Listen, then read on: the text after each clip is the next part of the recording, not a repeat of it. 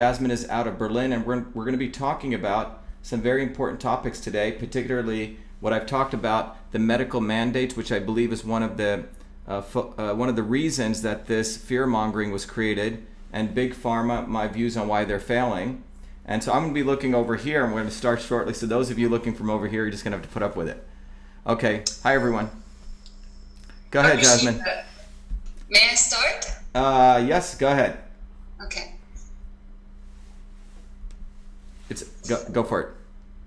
Dr. Shiva, you are a system biologist and you have multiple engineering degrees from MIT, and your focus is on biological engineering, a field that did not even exist 20 years ago. So what is it that you can add to the corona discussion that we haven't heard from virologists or epidemiologists?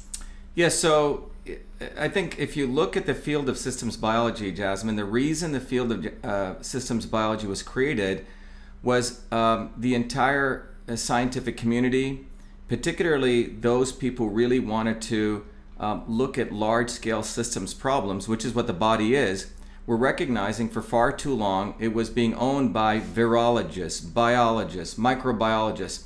So if you think about this in a systems manner, if you think about a big airplane, engineers understand this, right? If you think about an airplane, imagine someone just knowing how the little bolt worked on the propeller. Or imagine someone just knowing the seat in the pilot's seat, okay? Or how the steering wheel worked. These are parts of a much larger system. Biology has really been what we call reductionist, which means you win a Nobel Prize if you just understand how two parts work together, two proteins, okay? Or how you do the X-ray crystallography of some protein. You can win a Nobel Prize on that. So the history of biology, if you look from the discovery of DNA with Watson and Crick, and actually there was a woman, Rosalind, I forget her last name, she was actually the true discoverer of DNA, and she didn't get the credit that she deserves.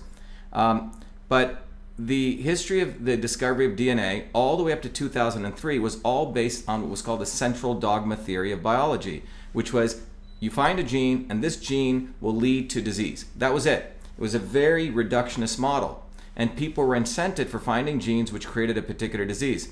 But in 2003 something quite remarkable occurred, which was we found out that we have the same number of genes as a worm.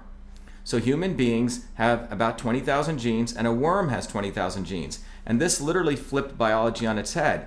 And it flipped biology on its head is because people realized, wait a minute, if the number of genes, because biologists in their mistaken, remember they're not systems guys, thought that complexity of an organism was a function of the number of genes, okay? More genes, more complex. Well, engineers, we know that's not true. If I give you 100 parts, you could put them in a linear line, connect them one after the other. Someone else could connect them up very differently. It's the connections, it's the interconnections that determine complexity. So then people said, wow, it's not about the genes and the proteins, it's how they're interconnected. And this led to the recognition we needed to go beyond genes to understand molecular mechanisms. And that's when MIT created the Department of Biological Engineering in 2003, because there was a recognition we needed to take an engineer's approach to biology, and that there was a huge gap in knowledge, and that would never be fulfilled if we just listened to what the virologist like an Anthony Fauci had to say, or a biologist, because they don't think about the ankle bone being connected to the foot bone. They're not paid for that. They're not incentivized for that. So that's when the field of systems biology came. I came back to MIT. I'd already done 3 degrees there, started various companies, deep interested in computing and biology. I came back, and my goal was to create a technology which people thought was impossible to create. Imagine having a technology using the computer that could literally model complex interactions, mechanisms. So we could, for example, model cancer on the computer, or we could model inflammation or the immune system, or understand architecturally. That's a systems approach. That requires a very different breed of a scientist, and that's what I am. That's a systems scientist. So how does that translate to this corona crisis? So how are you looking at this in a systematic way? Right, so from a systems perspective. So if you go look at, first of all, let's go back what system we're talking about. We're talking about something called the immune system, okay?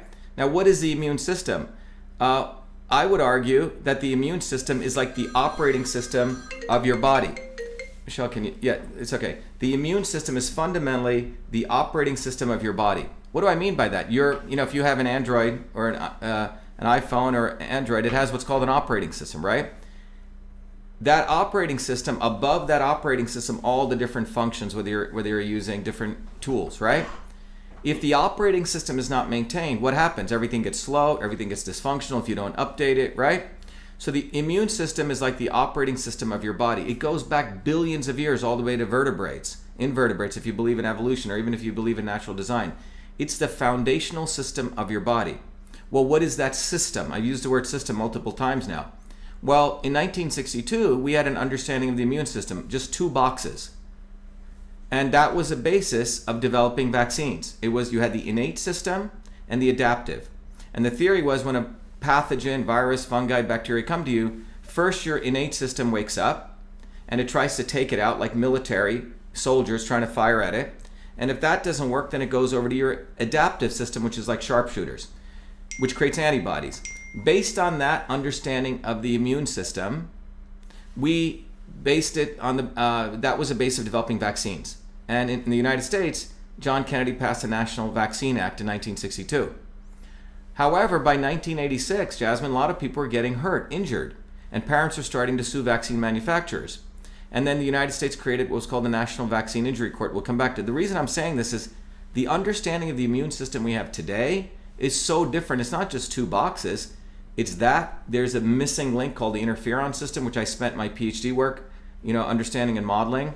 The microbiome, which is all those amazing gut bacteria, viruses and bacteria, the interconnection to the brain, the neural system. So it's a much more complex system. So how does it translate to this novel coronavirus, everything that you just talked about? Well, it's not so novel, okay? You have to understand the history of those in power in medical establishment has always been to blame something on a virus. Find a virus, blame it on it. Okay, it's like some accident takes place, we got to find someone to blame that accident on. Well, the reality is that this novel, first of all, coronavirus has been around, they're everywhere. You probably have pieces of it, I do, all different variations. But this variation is new. Well, this variation is new, so are many other variations. We have 380 trillion viruses in our body right now. You're a walking germ factory, I'm a walking germ factory. The reality is that what has been purported, like if I were to ask you, like, what does a virus do to your body? What does coronavirus do? What would you say? You'd probably say, oh, I get the coronavirus, it's going to attack my epithelial, I could die, I get scarring of the tissues, right? Barely. What's that? Most people, not necessarily. Most people do not get sick. They don't even have symptoms. Most people don't get sick, but if you ask someone, when a virus comes to you, how do you get sick, right? They would think the virus, this is, by the way, what the mainstream media promotes, or in fact what the medical establishment, in fact MDs, unfortunately, because of their big pharma education, they don't know the immune system. So they would say, oh, the virus comes to you, the virus eats away at your lung epithelial, vaccine comes and blocks it, okay? So that's their understanding. It's a very unfortunate, fake science, outdated model. The truth is that the reason that it's important to understand this, whether this virus or any virus, is what actually happens is that if your immune system is weakened and dysfunctional, it happens as you age, it happens with people with pre-existing conditions, what happens is your own immune system overreacts. It's not like you're running on 6 cylinders, you're running on 1 cylinder. And that 1 cylinder tries to make up for everything from an engineering standpoint. And it overreacts and it attacks not only the virus particles, but it also attacks the tissues and the cells where that virus particle happens to hang out. Does that make sense? So this is fundamentally different. So when it comes to whether it's a coronavirus or other, in the case of the coronavirus, this kind, like SARS, it goes to the lung epithelial, okay?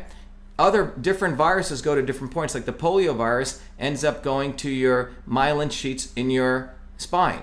So when you have an overreaction, you're going and attacking that and people get paralysis. But the key point that we need to understand, if we want to really talk about science, is that it's your dysfunctional, weakened immune system attacking itself. But this is what experts, even the, let's say, designated experts, are saying, that people who have dysfunctional immune systems, certain medical preconditions, are more likely, much more likely, especially when they age, to to be more sick or to be severely sick, Exactly. which is what we're seeing in the United States. There's a lot of people who have diabetes, cardiovascular disease. So naturally, they would be more ill due to this coronavirus. So nobody is actually saying anything against the point that you were just making. Well, here's the point. If you read a news article, that's embedded way down in it. They don't explain that. Because without the detailed understanding of that and exposition of that, what is the solution now? So let's assume now they're saying it. What is the solution? Well, what is their solution? So if you take a population of 1,000 people, and let's say 10 of those people are immunocompromised, smokers, diabetics, elder, like in Italy, 38% of the population is over the age of 65. So how are you going to handle this systems problem? You have a population, epidemiologically, which is prone, frankly, to dying from all sorts of things, okay, because of their immunocompromised issue. Now you have an external pathogen coming in, and do you blame that as the basis for shutting down an entire economy of 1,000 people? Or do you take a much more personalized medicine approach? You see, one of the things that occurred in 2003 is we realized that we needed to move beyond one size fits all. That's medieval medicine. Everyone gets the same. You have diabetes, everyone gets the same drug. You have this, everyone gets the same drug. The goal was to recognize your body type, my body type are different. It's a right medicine for the right person at the right time. That's one of the emergent things that came from the Human Genome Project. I hope that's clear. So if you want to practice true medicine, even from the conventional Western system standpoint, why are you shutting down a whole economy? Why are you imposing for everyone, healthy people, people who are very critically ill, people who are in that immunocompromised people, the exact same medicine and destroying an economy? That too, in a fundamental way, is an overreaction. So we have the overreaction of the immune system in these immunocompromised people, and then you have politicians overreacting and shutting down economies. However, you have recognized that this, I will call it a novel coronavirus, is highly infectious. And still you are heavily criticizing the shutdown, and even calling this, you're heavily criticizing the shutdown, which is happening pretty much all over the world. So is there perhaps a scenario where you would recognize that a shutdown of this sort would be maybe necessary? Well, look, so you're asking a good question. So let me ask you a question to answer that. When H1N1 took place, 56 million, 17% of the United States population was infected. Did we shut down the U.S. economy? No. Okay, how many people died? Also a novel approach. How many people died? 60,000 people. Okay? Did we shut down the U.S. economy? No, of course okay. not. No. So the question eventually comes for any common sense person rationally to say, why are we shutting down the entire economy? And they are arguing that it is more infectious than perhaps the H1N1 virus. Okay, so let's go through that, right? How many different viruses do we know with an infection rate like this? And if you look at H1N1, or for that matter, the number of deaths that took place, even in the worst case, that was about 15% of the US population got infected. Let us take, for the sake of argument, 2 times that many people get infected, which would be 30%. So in the United States, 90 million people. And that was 0.3% of the population of the United States died from it, if you work out the numbers. Let's double that. In this case, 0.6%. So I'm doubling the infectivity rate, doubling the infectivity death rate to 0.6. That would mean 540,000 people die, right? In the worst case. Yeah. Okay. I'm sorry, I can't compute that as quickly Yeah, as but you can. basically 15% H1N1, double it, 30%. Roughly the U.S. population is 30 million, so 90 million people. In the case of H1N1, 0.3% of the people got infected and died. So I'm doubling it to 0.6, so you get 540,000 people. Well, how many people die in the United States of heart disease? About 600,000 people. I'm not sure. I think the daily rate that I checked today, 2017, was it's between 7,700 to 8,300 people that die altogether daily in the United States. That's daily, but heart disease, 540,000 people die. 600,000, okay? Cancer. But it's heart disease infectious? You know, well, you could come back to that argument. Yeah, but here's the thing. Let's talk about. But I'm following through just the numbers without this fear mongering. If you applied even quote unquote infectious fear mongering, 540,000 people die, and that's a lot of people, maximal. Well, 600,000 people already die of heart disease today. 500,000 people die of cancer. 440,000 people die of medical errors, and another 200,000 people die of pharmaceutical drugs, and 1.9 million people get hospitalized. Where is a shutdown? If we really care about public health, which we all do, then let's talk about obesity. 30% of the United States population is obese. Where is a shutdown? I think maybe there should be a shutdown for that. Where is a shutdown for all these other ailments that are taking place at a fundamental level? 54% of the American youth have some type of autoimmune disorder. 54%. 1 out of 5 kids has a mental issue going on. Where is a shutdown? And what we're talking about is a biased approach to medicine, because it does not serve the interests of big pharma, because the people I'm talking about, the examples, serve big pharma. And it's not about addressing the real issues. And this is what people need to wake up to. Yes, we care about people. Where is a shutdown for all the heart disease, the medical errors, the obesity, etc.? You know why? Because those things are caused by big agriculture and big pharma. And that truth does not want to be addressed by the mainstream media, because they are paid by big pharma and big ag. Go look at their ad revenue. So if we want to get down to truth and we want to talk about science, let's really talk about science. Let's not talk about numbers in this broad swath context. Let's compare them relatively, because this is about public health. And that public health discourse needs to take place. So you've described this crisis as one of the, and I quote, biggest fear-mongering hoaxes ever.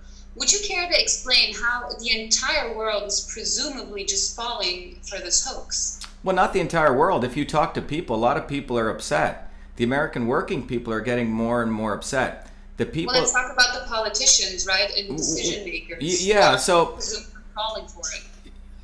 Look, what's occurred because of the unfortunate aggregation, amalgamation of media, the unfortunate amalgamation and centralization of power of big hospitals and big pharma, you have a finite set of people who can control narratives. And this isn't even conspiracy theory. This has been well written about by Robert McChesney. Noam Chomsky has written about it, Manufacturing Consent. You can go do PhD theses on this. And what we're witnessing right now, someone like me who has the credentials, I was able to get incredible credentials, is actually able to speak out about it. I have all their credentials from MIT. I won a Fulbright scholarship. I was nominated for the National Medal of Technology and Innovation for the US medal. So I'm not some kook, all right? What I do know is that the scientists in academia, unfortunately, they too have become part of big academia, because since the passage of the Mansfield Amendment in 1970, we got rid of great scientists. It's academics. So academics shut their mouth, and many of them, my friends at MIT, they say, Shiva, what you're saying is absolutely right, but I'm not going to say that because I have a family to feed. And that's what's happened. So I was fortunate because I was an inventor, also made my own money. I run my own research center, so I don't owe anything to anyone, Jasmine. But the fundamental issue here is the noble duty of science was to tell the truth. So I'm telling the truth when I say this will go down in history as one of the biggest fear-mongering hoax, because it serves 3 purposes. To destroy economies. We're seeing the massive destruction of the US economy. 17 million people are out of work. 2, we're seeing the unequivocal planning of Big Pharma, the WHO and CDC to mandate medicine. In 6 months from now, you won't be able to get your driver's license card. That's what they want. Where's your vaccine card? You won't be able to go to a gym. You won't be able to go to a discotheque, etc. Think about that. And why? It's because Big Pharma is losing money. Look, my technology, Cytosolve, when I first created, one of our big target customers was Pharma, because you know why? Our technology helps figure out toxicity without killing animals.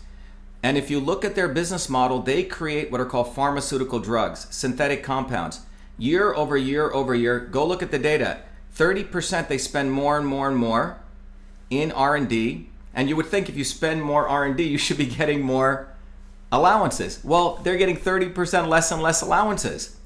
Why? Because even the FDA is recognizing that their products are toxic. So pharma companies are looking for, they basically have a burning building happening right here. Their existing business model, they're losing trillions. So their new business model is vaccines. Why? Because pharmaceutical drugs, you can sue the vaccine manufacturer, you can take them to court. They spend $5 billion, 13, 14 years. very expensive, high risk, low reward. You can get sued. Vaccines, no risk. You know why? Because they don't go through the same regulatory framework. They call them biologics. All right. Number two, you can't sue vaccine manufacturers. Thank you, Ed Kennedy, and the politicians who protected Big Pharma. So you can't sue them. And if you can, you have to go to a vaccine court run by the U.S. government, which means taxpayers pay for it. You see what I'm saying? This is not being mentioned in any news in the mainstream media, what I'm talking about. And more importantly, no one is talking about, okay, let's talk about public health. Let's talk about heart disease. Let's talk about cancer. Let's talk about immunocompromised people. How do you really help them? Boost the immune system. Beef up the immune system. Why are they getting the cytokine storms? Why is the immune system overreacting? And I'll tell you why. Because different parts of that subsystem, if you have a car or you have an engine or you know anything about basic engineering, all the parts need to work together. If your carburetor ain't working right, and your fuel injection system ain't working right, and you're only firing on 3 cylinders, what's going to happen?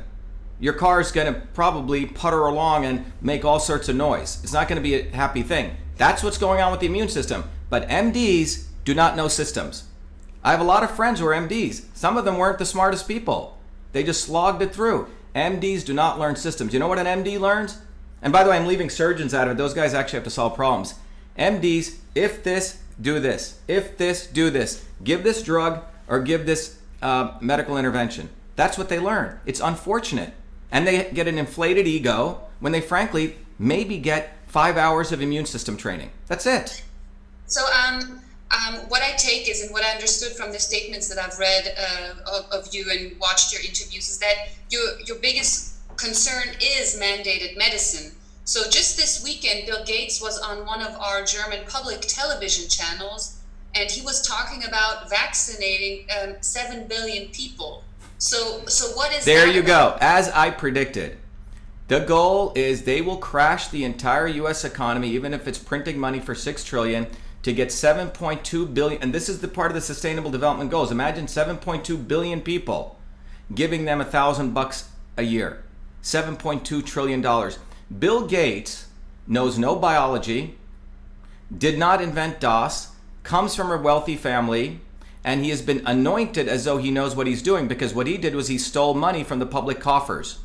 His foundation should have been paying taxes. They move it to the Bill and Melinda Gates Foundation, do some great PR as though he's going to be the savior of all the dark people on the planet. It's racist. It's institutionalized racism what he's doing. And fundamentally, his goal is mandated medicine. Look at his partners. Hillary Clinton, Chan Zuckerberg, the CDC, the WHO, Big Pharma. These are his buddies. These are the circles he hangs around with. So we need to look at these people want to do top-down medicine. Why? Well, simple as follow the money.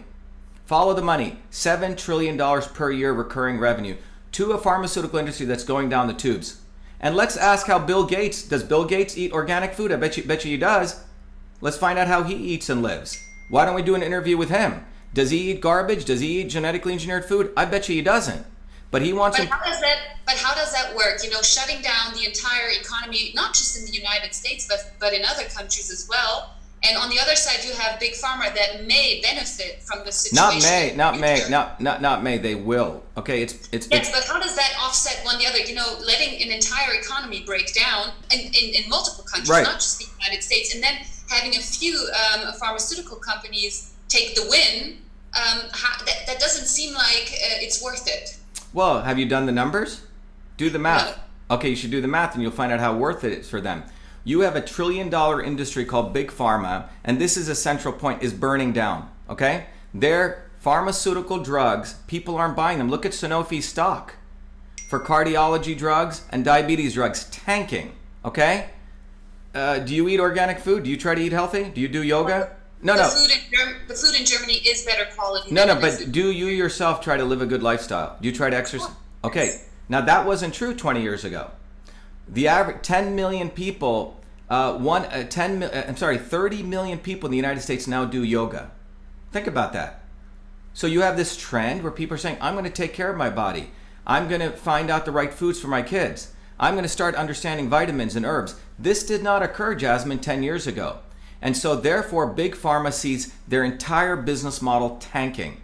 And if you want, we could do a whole analysis, and you can bring all the economists in the world, and we will show you the data that their business model is tanking. It's burning to the ground, literally. So they need a new business model. And that business model is vaccines. Why? Or cell therapies. They're called biologics. They don't need to go through the same stringent testing, and they avoid all the litigation. So if you're Toyota, imagine one day, or Mercedes, since you're in Germany, they said, you know what? Mercedes doesn't need any more testing. You could put out a car. If the wheels fall off, you're completely protected. So if you're Mercedes, you're like, okay, I'm going to go to that business model because you have no liability. Remember, it was not that long ago, 10 years ago, when Toyota put out brake pedals, which did not work. They were recalled. They lost $16.2 billion in one day in stock value. That is what pharma is looking at. Their drugs are failing. They do not work. More and more people want healthy lifestyles. They need to mandate vaccines. That's what this is about. And so when you talk about the economics, well, look at it this way. $7 trillion, let's say the 7.2 billion people, let's say everyone pays $1,000. What is that? $7.2 trillion per year. But why would everyone pay $1,000? I don't understand. Well, on average, if you take globally, okay? Take globally. Okay, probably in the US it'll be probably 10 times more, okay? I'm talking about globally. You can figure out whatever numbers you want. I'm just using a round number. That's around $7.2 trillion over 10 years. That's about $100 trillion. I'm sorry, $700 trillion. I don't know what it is when it becomes 1,000 trillion. That's a big return on investment. And you have to understand that this is no longer about nations anymore. There are forces which go beyond nations. It's called the global elite. And do they exist? Of course they do. They don't invest in America. They're not nationalists anymore in Russia. They invest broadly across they cross national boundaries. And that's what we're seeing. Those national boundaries today involve foundations, like the Gates Foundation, like the Clinton Global Initiative, like the Chan Zuckerberg Foundation. These people, they're basically their own governments. Because what have they done? They take billions of dollars out of tax revenue they should have given, put it into their foundations, and that foundations are used to dictate public policy. Did you elect Bill Gates? I didn't elect him. Did you elect Mark Zuckerberg? I didn't elect him. Did you elect the Clintons? We didn't. But they are fueling public policy, top down. Public policy that you and I never decided. Public policy like the Sustainable Development Goals 3 that was passed in 2015, which says they're going to have this utopia. And in order to achieve that utopia, you should go read the IA 2030 report, which says that in order to achieve this fictitious utopia, that the goal is everyone must be vaccinated. And you know who supported that? The the International Federation of Pharmaceutical Manufacturers, IFPMA. Look them up. The executive owners of that are Roche. The executive heads of that, Eli Lilly and Shinogi. A global. So does that mean a corona vaccine would be just the beginning? Exactly. You nailed it. It's the beginning of a whole new model of conducting medicine, top-down medicine. Think about that. What's going to happen September of next year? And they're preparing for it. Jasmine, you know what? You can't go outside. You got to get your test. I got to give you the corona vaccine. You know what? Your neighbors, who they fear-mongered, will also call the cops on you. That's already starting to happen here, where people are saying, hey, this is fascism. We know what happened in Germany. This is not that long ago, 1940s. This is called fascism 2020. That's what it is. You have neighbors calling people on neighbors, all based on a fiction, a fictitious concept of the immune system, all false. Do you think we would have survived this long, 7.2 billion people? We're a walking factory of germs.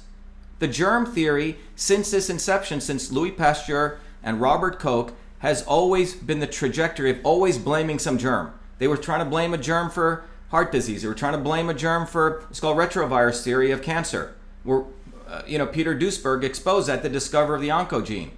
Blaming a germ and a virus is a very powerful way to confuse and fearmonger masses of people.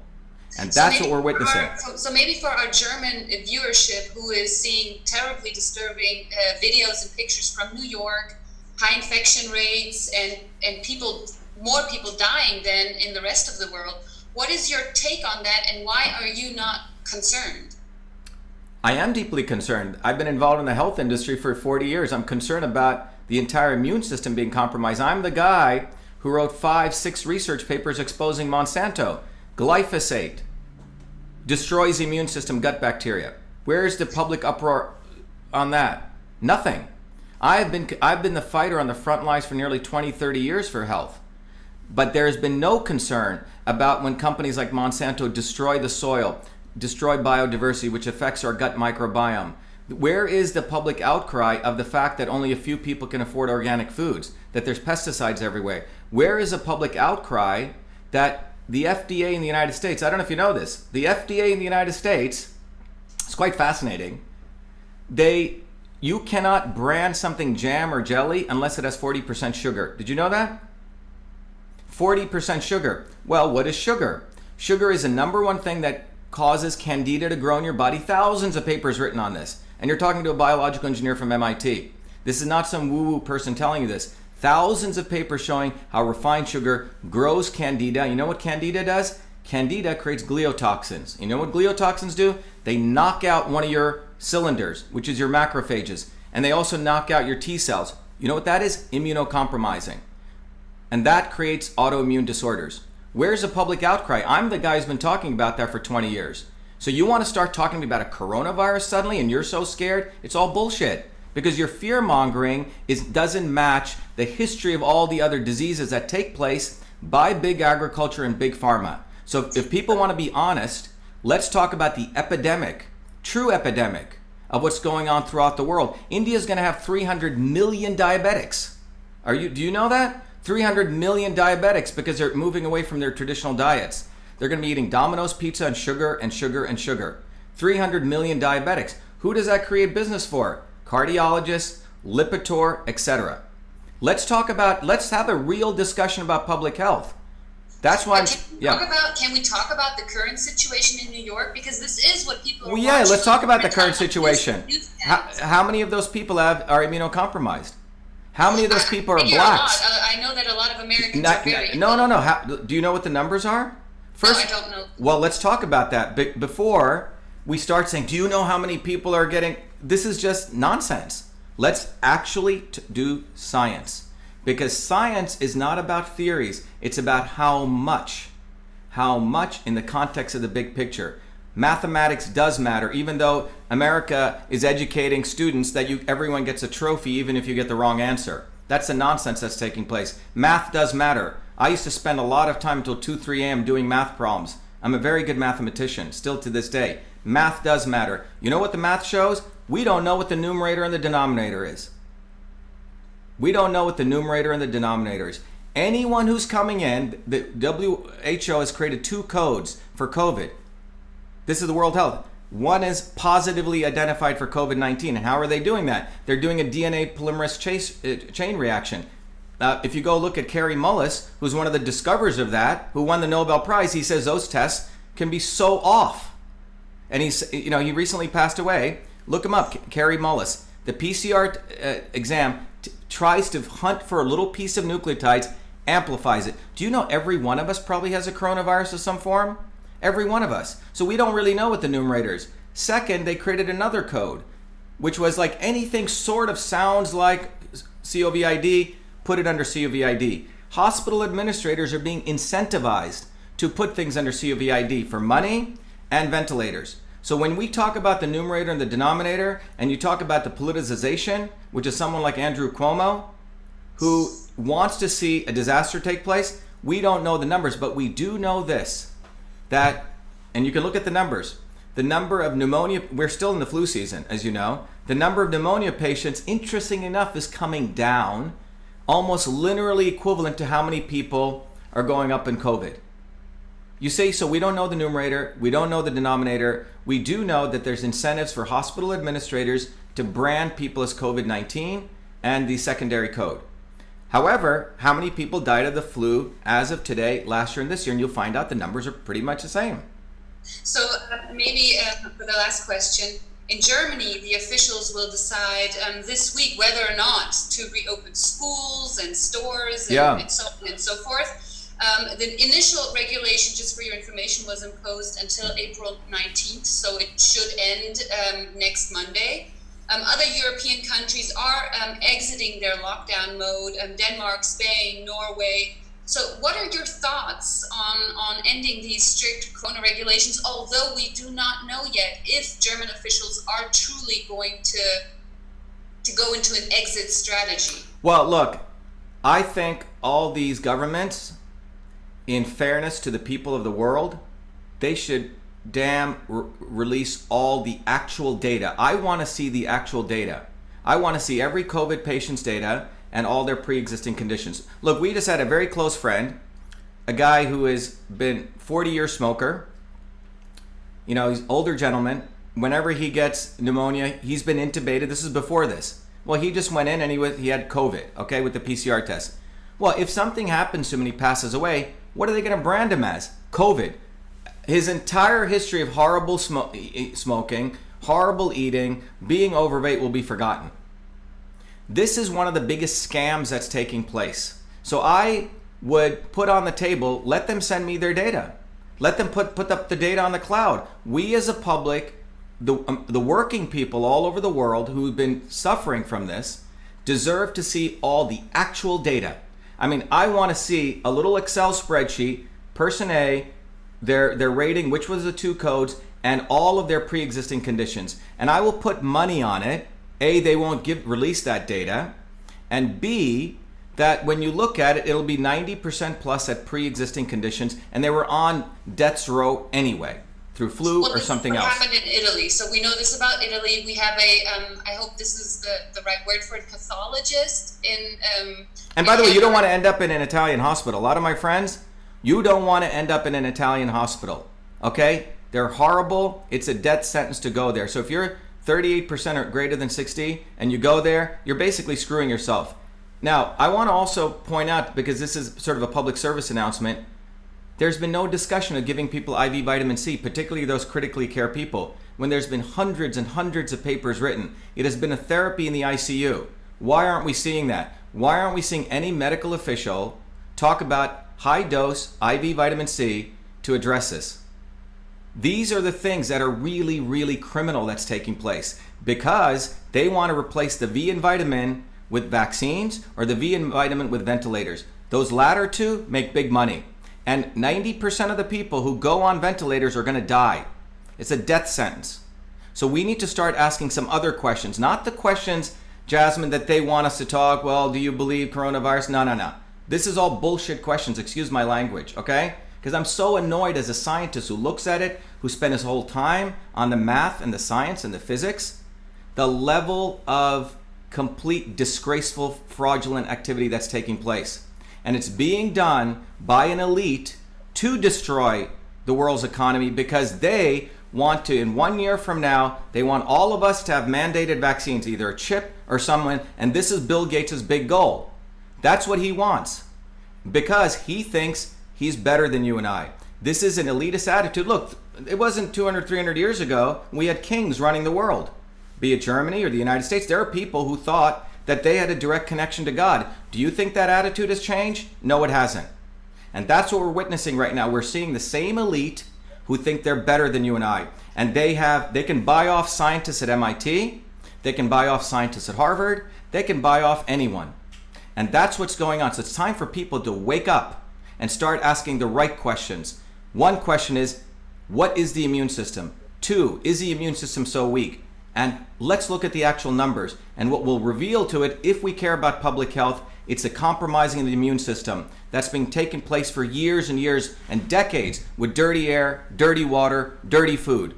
And they don't want to address that, because when you go to that problem, you'll find out that the real solution is that we need infrastructure. In the 1900s in this country, if you want to talk about infectious diseases, in 1900s we had 14 out of 100,000 people dying of infectious diseases, 40 to 40, and then it came down by 1950, you know to what? A half a person. You know how that happened? Not vaccines, not pharmaceutical medicines, vitamin A, nutrition, etc. Sanitation. Today, we have dirty air, dirty water, dirty food. We need a new infrastructure revolution. And that's only going to happen when working people like you and I who work for a living raise hell.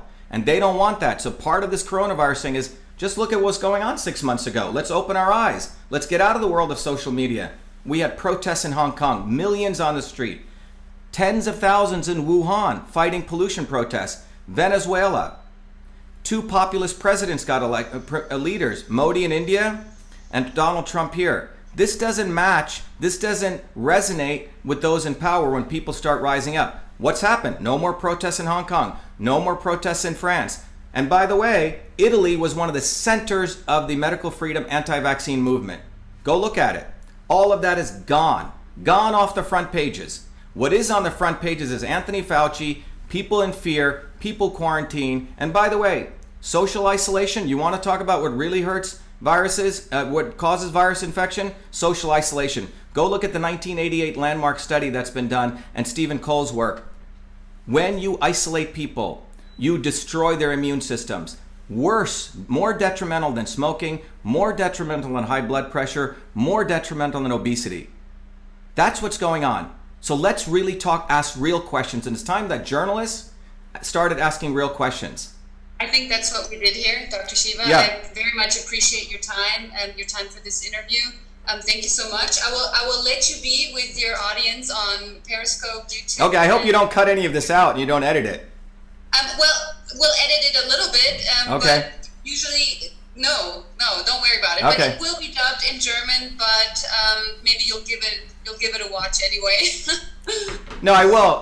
But thank you very much, and thank you again. This was RT Germany. Wonderful questions. I liked your questions. They were very good, to the point. Thanks, Jasmine. Be well. Thank you. And I'll just continue talking to my people out here. You can stay on if you want. So everyone, that was Jasmine. What was your last name again? Kosebek. Kosebek from RT Germany. As people know, the discussions that we're having is going global. A lot of people really want to understand what the hell is going on. They're tired of being isolated in their homes and things are not adding up. And what I hope I just shared today will inspire people to start asking real questions and overcome this fear. Because fear and ignorance are how we lose our freedom, how we destroy truth. Take care. Be well. I have to go. Take care. Thank you. And how we destroy health. And that's what's going on. So I want to encourage everyone to recognize that what's fundamentally going on is the journalists, by the way, most of the journalists are like the mainstream academia. They're all pay to play, or they're really stupid. And by the way, I'm going to start doing every day, we're going to start exposing a fake journalist because they start, by the way, the fake journalists have put out something that I said that we should use hot air treatment for coronavirus, and this is idiots at BuzzFeed News and etc. So all these liberal journalists, I'm coming after you. Yes, I created the first email system. By the way, I have 4 degrees from MIT. You don't, and you probably can't even understand any chemistry. And we have a lot of these people who studied aardvark transgenderism or something like that, writing articles about science. They should not be allowed to do it, and we need to take control of our lives. Social isolation actually hurts people's immune systems. You won't see the mainstream media talking about it. It's time that we built a bottoms-up movement for truth, freedom, and health. Bottoms up, which means all of us start taking care of our health. And what I want to, again, as I always have to do as part of what I do here, is I want to encourage people to go and spend some time, go to many of you know I'm running for US Senate. Everyone should go to SHIVA for Senate and take a moment to support our campaign, because our campaign in Massachusetts is not a campaign just about running for Senate. That's not what I'm interested in. So if you go to SHIVA for Senate, you will see that there is a bottom of here where we're asking, first of all, we need to get signatures to get on the ballot. So if you go to shivaforsenate.com, everyone out there, if you know people in Massachusetts or you're in Massachusetts, go to SHIVA for Senate, scroll down, you'll see something that says get Dr. Shiva on the ballot. And if you scroll down there, you can click a button, one link, and because the state here is imposing its will, we can't even go collect signatures, which we were doing, lots and thousands of them. So now we're doing it through electronically. So if you click on that link, it'll take you to a page. You simply fill out your name, your address. We will ship you out. In fact, right after now, me and Michelle and our volunteers are going out to mail people. We do it by our hand, to mail people these nomination papers. They fill it out and they get it in. So everyone, tell your friends in Massachusetts to go to SHIVA for Senate and fill out those sheets so we can get on the ballot. The second thing everyone should do is to support our campaign. But when you support my campaign, what's different is I actually want to support you. So if you go to our campaign and you click on this beautiful little donate link, I want to train people on how systems work so people can actually free themselves. So there are principles of systems. So if you go to the donate link, you'll see there's a book called System and Revolution where I will teach you control systems theory, how everything is a system. I also give you access to a tool called Your Body, Your System. Click on that. And by the way, we were giving away for something ridiculous, 25, but we're noticing what's unfortunate because of these economic conditions, people are in distress. So whatever you can afford, do it, 5, 10, and if you can't even afford that, send me an email and I'll give you a full scholarship. But this is really about educating people. That's what our campaign for truth, freedom, and health is about. And fundamentally, those people are outside of the country. You can also go right to Your Body, Your System, and you can get the same capabilities. Again, if you go there, we're actually offering a scholarship for anyone in the world because we know people all over the world are in economic distress. So it's 25 there. If you can't afford it, you can get a full scholarship. It's the honor system because we trust everyone and we believe everyone wants to do the right thing. Anyway, this is Dr. Shiva for Senate. This is Dr. Shiva Ayyadurai, the scientist. And also, oh, by the way, if you go to the Shiva for Senate website, you will notice that right on the front, if you scroll down to where it goes news, we have, and you click, there's a link down there which says Fire Fauci.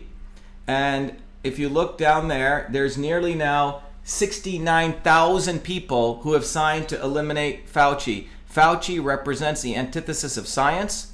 So go there, tell your friends. We update those numbers. It's probably up to 80,000 now, but we're fast approaching 100,000, and nearly 2,000 to 3,000 doctors have signed it.